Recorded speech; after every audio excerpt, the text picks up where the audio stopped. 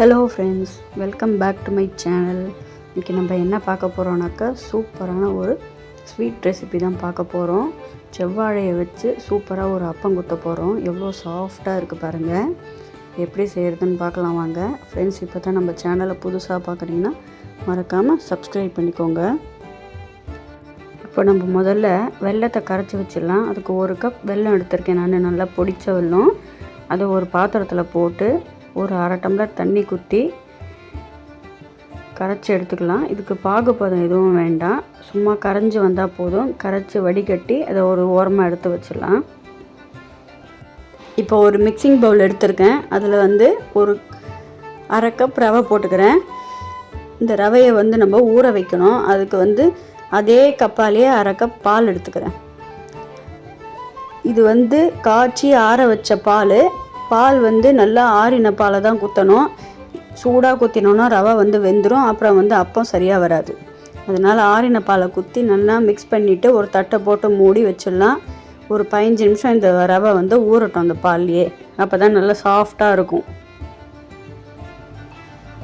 இப்போது வெல்லம் நல்லா கரைஞ்செடுத்து இதை வடிகட்டி வச்சு நல்லா வடிகட்டிட்டு நல்லா ஆற வச்சிடலாம். ஏன்னா நம்ம மிக்சி ஜாரில் சேர்த்து அரைக்கணும், அதனால் ஆறட்டும். இப்போ ஒரு மிக்சி ஜார் எடுத்துருக்கேன். அதில் நல்ல பழுத்த செவ்வாழை ஒரு பழத்தை கட் பண்ணி போட்டுக்கலாம். அப்புறம் நம்ம ஊற வச்ச ரவை அதையும் இதோட சேர்த்துடலாம். சேர்த்துட்டு இதோட கூட ஒரு 1/2 கப் கோதுமை மாவு போட்டுக்கலாம்.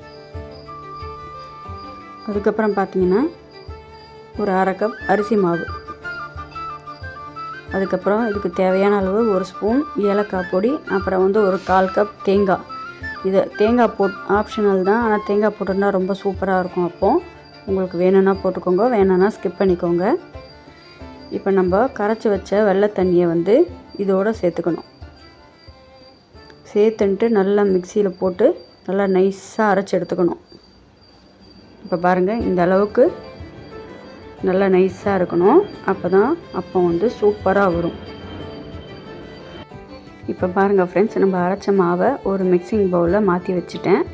இப்போ இதை நல்லா ஒரு கரண்டியை வச்சு கலக்கி விட்டுட்டு தட்டை போட்டு மூடி வச்சிடலாம். 1 மணி நேரம் நல்லா ஊறட்டும். அப்போ தான் அப்பம் நல்லா சாஃப்டாக வரும். இப்போ பாருங்கள், மாவு நல்லா சூப்பராக பொங்கி வந்திருக்கு. இப்போ நம்ம அப்பம் குத்த ஆரம்பிச்சிடலாம். இப்போ பாருங்கள் ஃப்ரெண்ட்ஸ், நான் அடுப்பில் எண்ணெயை காய வச்சுட்டேன்.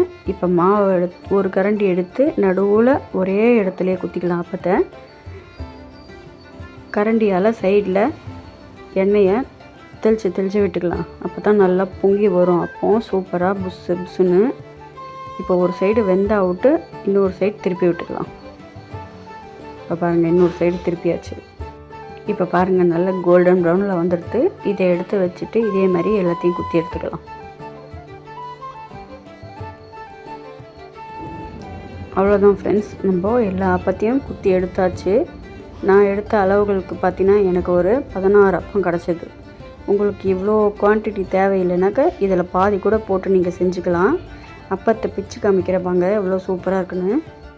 இப்போ பாருங்கள் ஃப்ரெண்ட்ஸ், அப்பத்தை பிச்சு காமிக்கிறேன். எவ்வளோ சாஃப்டாக ரொம்ப சூப்பராக இருக்குது டேஸ்ட்டு. நம்ம அந்த செவ்வாழை பால் எல்லாம் குத்தினதுனால ரொம்ப அற்புதமாக வந்திருக்கு. ஸ்வீட்டும் கரெக்டாக இருக்குது. அவ்வளோதான் ஃப்ரெண்ட்ஸ், இந்த வீடியோ பிடிச்சா லைக் பண்ணுங்கள், ஷேர் பண்ணுங்கள், கமெண்ட் பண்ணுங்கள் மற்றும் நம்ம சேனலுக்கு சப்ஸ்கிரைப் பண்ணிக்கோங்க. தேங்க்யூ.